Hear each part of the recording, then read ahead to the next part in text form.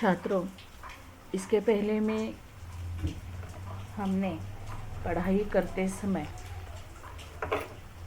उपयोजित लेखन के बारे में बहुत कुछ सोचने का प्रयास किया है।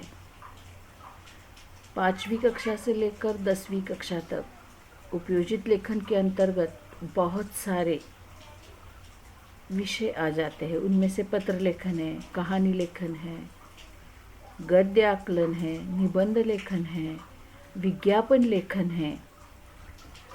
तो आज हम कहानी लेखन के बारे में जानने की कोशिश करेंगे। वैसे देखा जाए तो कहानी बताना भी अच्छा लगता है और कहानी सुनना तो बहुत अच्छा लगता है। अगर आपको कक्षा में एक आध अध्यापक आने के बाद कहेंगे कि चलो आज मैं एक कहानी बताता हूँ, तो आप सारा अपना सामान समेटकर कहानी सुनने के लिए आतुर बन जाते हैं। तो इसी प्रकार कहानी सुनाना भी अच्छा होता है और कहानी सुनना भी अच्छा लगता है।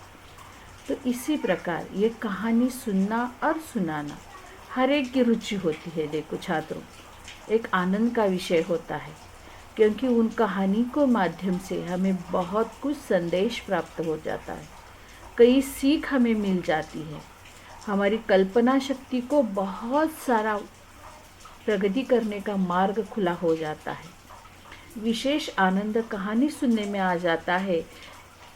और इसी कारण कहानी किस प्रकार होनी चाहिए, किस प्रकार उसे लिखनी चाहिए, किस प्रकार अपने विचारों को प्रकट करने की हमें प्रवाही धारा होनी चाहिए, किस प्रकार हमारी सृजनशीलता को हमें प्रेरणा देनी चाहिए, इन्हीं सारी बातों की जानकारी आज हम इस कहानी लेखन के माध्यम से मिलने वाले हैं।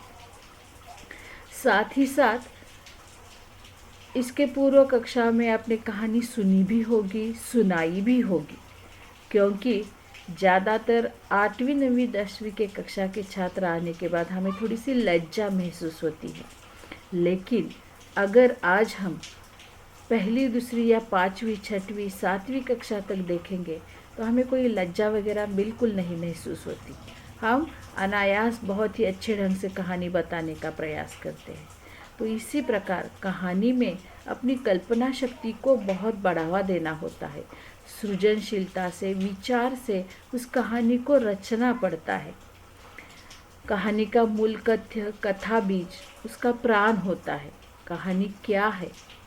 अगर हम साधारण सी बात ले जाते हैं तो एक कौवे की कहानी हम बहुत साल से सुनाते आए हैं, बराबर है ना। उसे पानी, बहुत प्यास लगी थी, पानी कहीं दिख नहीं रहा था, इधर उधर देखा, कंकड़ उठाकर उस मटके में डाल दिए, पानी ऊपर आ गया। ये कहानी आप अच्छी तरह से वाकिफ है। तो इस कहानी का मूल कथ्य क्या है? कौवे को प्यास लगना, ये मूल कथ्य है। तो उस मूल कथ्य का विस्तार हमें किस प्रकार करना है, विषय क्या है उस कहानी का, पात्र कौन से है, घटना क्या है, इस सारी बातों को विचार करके विचारों को तर्कसंगत भाषा में लेखन कौशल्य करना, ये कहानी का मूल कथ्य हो जाता है। इसी तरह इस कहानी का लेखन कौशल्य का विकास करना भी कहानी लेखन का एक उद्देश्य होता है। देखो छात्रों, इसके पहले आपने बहुत सारी कहानियाँ लिखी होगी, पढ़ी होगी, लेकिन इसके पहले उस कहानी को जो 5 अंक होते हैं, जो 4 अंक होते हैं, वो पूरी तरह से उन्हीं अंकों को आपको आत्मसात करना है। तो इस कहानी का उद्देश्य क्या है, उसे किस तरह लिखनी है, भाषा कौन सी होनी चाहिए। अगर घरेलू भाषा है कहानी लेखन में तो ये अच्छी नहीं। आपको जो पढ़ाई जाती है स्कूलों में वही भाषा आत्मसात करके उसी भाषा में वो सारी कहानियाँ आपको बतानी है। तो आगे मैं कहानी लेखन की निम्नलिखित बातों को आपको ध्यान में रखना ज़रूरी है। अगर आपके स्क्रीन पर अच्छी तरह से दिखाई देता है तो उस कहानी के जो बातें हैं, जो नियम हैं, वो आपने दिखाए हैं, वो लिख लीजिए या जानने की कोशिश कीजिए। पहला कहानी का नियम है कि शीर्षक, कहानी के मद्दों का विस्तार और कहानी से प्राप्त सीख, प्रेरणा, संदेश, ये कहानी लेखन के प्रमुख अंग है। देखो क्या कहते हैं पहला नियम कि कहानी में दिया जाने वाला शीर्षक जिस प्रकार परिच्छेद करके हम मद्दों का विस्तार करते हैं, वो विस्तार कहानी से मिलने वाली सीख, कहानी से मिलने वाली प्रेरणा या कहानी से मिलने वाला संदेश, ये कहानी लेखन के बहुत अंग है, महत्वपूर्ण है, जिसके बगैर हम कहानी लेखन कर ही नहीं सकते। और इन्हीं सारी बातों को याद में रखकर ये हमें कहानी लेखन करना है। दूसरा नियम है, कोई भी कहानी घटना घटने के बाद लिखी जाती है, अतः कहानी भूतकाल में लिखी जाए। ये बहुत महत्वपूर्ण मुद्दा है। देखो कहानी कब बताते हैं हम कि वो कहानी पहले कभी हो चुकी है, उसे कहानी कहते हैं। आज जो चल रहा है उसे कहानी नहीं कहते। पुराने ज़माने में भूतकाल में घटी घटना कहानी बन जाती है और वह घटना घटने के बाद उस कहानी को भूतकाल में लिखनी चाहिए, न ही वर्तमान काल में और न ही भविष्य काल में। ये घटना पहले कभी हुई है, इसीलिए उस कहानी को भूतकाल में लिखना ज़रूरी होता है। ये कालों से आप परिचित हैं अच्छी तरह से, तो इसलिए कहानी भूतकाल में लिखी जाए। तीसरा नियम है, कहानी के संवाद प्रसंगानुकूल वर्तमान या भविष्य काल में हो सकते हैं। देखो तीसरा मुद्दा कौन सा है महत्वपूर्ण, कि कहानी के संवाद प्रसंगानुकूल वर्तमान या भविष्य काल में हो सकते हैं।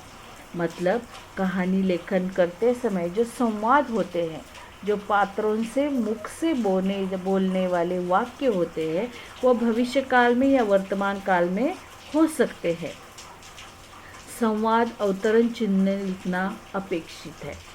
जो संवाद हम उस पात्र के मुख से जो वाक्य बोले जाते हैं, उन वाक्यों को अवतरण चिन्ह में लिखना हमें बहुत ज़रूरी हो जाता है। अगला नियम है, कहानी लेखन की शब्द सीमा 100 शब्दों तक हो। महत्वपूर्ण मुद्दा है। देखो कि कहानी लेखन की जो शब्द मर्यादा होती है, वो शब्द मर्यादा कितने शब्द की हो? 100 शब्दों तक। वो कहानी लेखन की मर्यादा 100 शब्दों तक होनी चाहिए। देखो 20-30 शब्दों में ऐसी कहानी हमें नहीं लिखनी, तो उस कहानी के पूरी कहानी लिखने के बाद कम से कम 100 शब्द तक हमें वो कहानी लिखनी चाहिए। अगला नियम है, कहानी के आरंभ में शीर्षक लिखना आवश्यक होता है। जिस तरह निबंध लिखते समय ऊपर हम कहानी का निबंध का नाम लिखते हैं, उसी तरह कहानी लिखते समय उस ऊपर कहानी शुरू करने से पहले ऊपर हमें उस कहानी का शीर्षक लिखना चाहिए। मतलब उस कहानी का नाम लिखना आवश्यक हो जाता है। हम कहानी तो लिखते हैं, लेकिन अक्सर गलती ये करते हैं कि हम उसका शीर्षक ही नहीं लिखते। तो ऐसा नहीं, हमें वो शीर्षक लिखना चाहिए। देखो आगे जाके शीर्षक छोटा, आकर्षक और अर्थपूर्ण और सारगर्भित होना चाहिए। शीर्षक कैसा होना चाहिए? आकर्षक, बिल्कुल छोटा, अर्थपूर्ण और सारगर्भित होना चाहिए। मतलब छोटा सा शीर्षक होना चाहिए, साथ ही साथ वो आकर्षक भी होना चाहिए। पढ़ने के बाद, शीर्षक करने के बाद उस कहानी की सारी बातें ध्यान में आनी चाहिए। ऐसा अर्थपूर्ण और सारगर्भित शीर्षक होना चाहिए। इसके आगे भी कहानी लेखन के नियम हैं। दूसरे वीडियो में उन नियमों को हम जानने की कोशिश करेंगे।